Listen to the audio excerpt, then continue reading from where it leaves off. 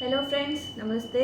और आज मैं एक बहुत इम्पॉर्टेंट टॉपिक लेके आई हूँ जो काफ़ी पेशेंट्स मुझसे हमेशा पूछते हैं। और क्योंकि पेशेंट प्रोफाइल हमारा ज़्यादा फीमेल्स होते हैं और उनका एज ग्रुप 20 to 40 ईयर्स के बीच में होता है, तो कई पेरेंट्स को, कई फीमेल्स को देमसेल्स कई बार ये डाउट होता है कि प्रेगनेंसी और आर्थराइटिस की कंडीशन में प्रेगनेंसी होना इज़ इट एडवाइजेबल और नॉट, या क्या कॉम्प्लिकेशंस आ सकते हैं, क्या ध्यान रखना है, या इनफैक्ट प्रेगनेंसी रखना है या नहीं रखना है।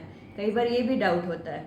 और यहाँ तो इतना तो छोड़िए, कई पेरेंट्स मुझसे पूछते हैं कि हमारी बेटी की हम शादी भी कर पाएंगे या नहीं कर पाएंगे कभी। तो आज मैं इन्हीं डाउट्स का आप सबको आंसर देने वाली हूँ। तो सबसे पहली बात, प्रेगनेंसी और आर्थराइटिस डेफिनेटली थोड़ा डेलिकेट मोमेंट है, क्योंकि आर्थराइटिस में भी दर्द और ये सब रहता है, प्रॉब्लम रहती हैं, जॉइंट्स में स्टिफनेस होता है। ड्यूरिंग प्रेगनेंसी वेट गेन होता है जिससे जोड़ों पे दर्द पड़ता है। काफ़ी हार्मोनल चेंजेस होते हैं बॉडी में जिसके कारण कि दर्द का एहसास और ये सब ऐसा लगता है कि बढ़ जाएगा, या मूड स्विंग्स होते हैं, काफ़ी चेंजेस आते हैं मतलब लेडीज़ में बॉडी में। तो फर्स्ट थिंग कि आर्थराइटिस के कोई भी पेशेंट हो जो अनमैरिड हैं फ़िलहाल, उनको घबराना नहीं है। प्रेगनेंसी इजीली पॉसिबल है। प्रेगनेंसी रखना या नहीं रखने वाला तो कोई सवाल ही नहीं है कि नहीं रखना है। Pregnancy is very much possible. But अगर आप लोकल डॉक्टर, जिस भी रूमेटोलॉजिस्ट को आप दिखा रहे हैं, उनके कंसल्टेशन में रहें। कुछ दवाइयाँ होंगी जो हमको चेंज करनी पड़ेंगी, जो प्रेगनेंसी के टाइम पे सेफ़ होंगी, उन दवाइयों पे आपको शिफ्ट किया जाएगा। और वो सही प्लानिंग के साथ अगर आप बढ़ेंगे तो कोई प्रॉब्लम नहीं आएगी। आपके गायनेकोलॉजिस्ट को भी साथ में कंसल्ट करें, तो जो आपके रूमेटोलॉजिस्ट और गायनेकोलॉजिस्ट का साथ में कंसल्टेशन साथ में चलता रहेगा, तो ड्यूरिंग प्रेगनेंसी भी आपको कोई दिक्कत नहीं आएगी। और समझो कि भगवान का कुछ वरदान होता है कि प्रेगनेंसी के 9 महीने के दौरान में जो गठिया का जो पेन है वो ऑलमोस्ट ज़ीरो हो जाता है। इनफैक्ट आपको ऐसा फील होगा एज इफ आपको गठिया है ही नहीं, और सब दवाइयाँ आप बंद भी कर देंगे तो भी आपको कोई प्रॉब्लम नहीं होगी। हाँ, डिलीवरी के बाद कुछ महीनों बाद पेन वापस आ सकता है। उस समय देखेंगे, फिर जो भी दवाई शुरू करनी है, जो करना है, वो अकॉर्डिंगली उस समय का जो पेन सिचुएशन है वो डिसीजन लेके कौन से लेवल की क्या दवाई देनी है वो डिस्कस करके शुरू की जा सकती है।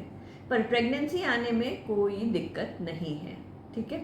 अभी प्रेगनेंसी में जो कुछ मेडिसिन हम देते हैं, जो हम बोलते हैं ना कि प्लानिंग के साथ में करना है, वो इसलिए ज़रूरी है कि जो हमारी दवाइयाँ होती हैं, जैसे मैंने आपको पहले वीडियो में ही बताया था, डी मार्ट्स वाला जो एक वीडियो है, कि ये सब दवाइयाँ स्लो एक्टिंग होती है, मतलब देर से असर शुरू करती है और देर तक असर करती हैं। मतलब आप दवाई बंद भी कर देंगे, उसके बाद भी 2-3 महीने तक ब्लड में उसका असर रहता है। इसलिए वो प्लानिंग ज़रूरी है कि दवाई कब बंद करना है, और उसके 2-3 महीने बाद ही आपको प्रेगनेंसी की प्लानिंग करनी है। तो ये आपके डॉक्टर के कंसल्टेशन के साथ आप करेंगे तो उसमें कोई प्रॉब्लम नहीं आएगी।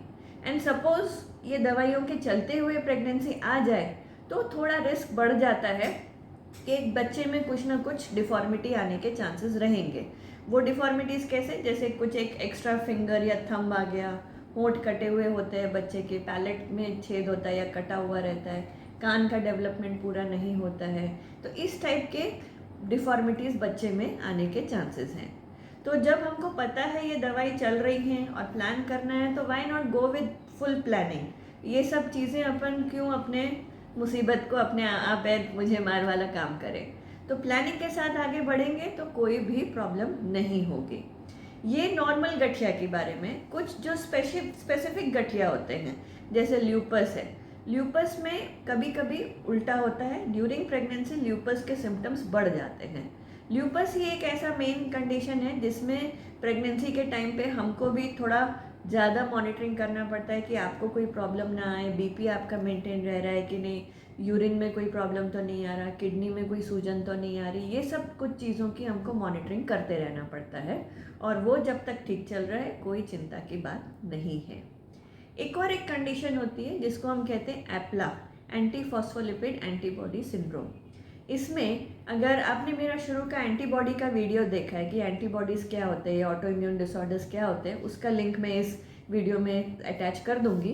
तो वो एंटीबॉडीज़, जैसे हम जानते हैं कि अपने ही बॉडी के अपने सेल्स को दुश्मन समझते हैं, उनको वायरस बैक्टीरिया समझ के अटैक करने लगते हैं।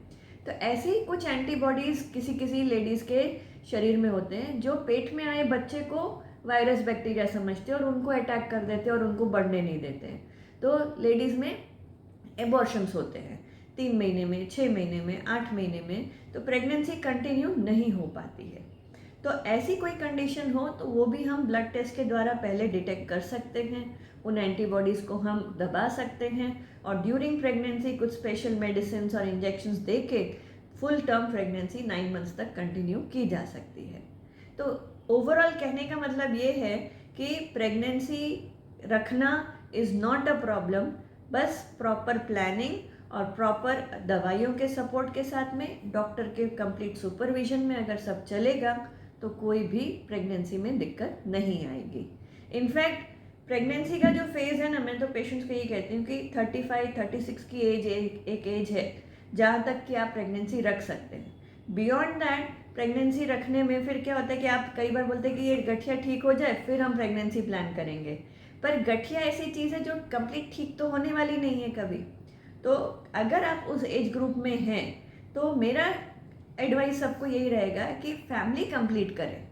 अपनी जो एज ग्रुप, एज के हिसाब से जो आपको जो भगवान ने जो एक लेडीज़ को दिया है कि भाई फैमिली का पूरा धरोहर आगे बढ़ाने का लेडीज़ के हाथ में है।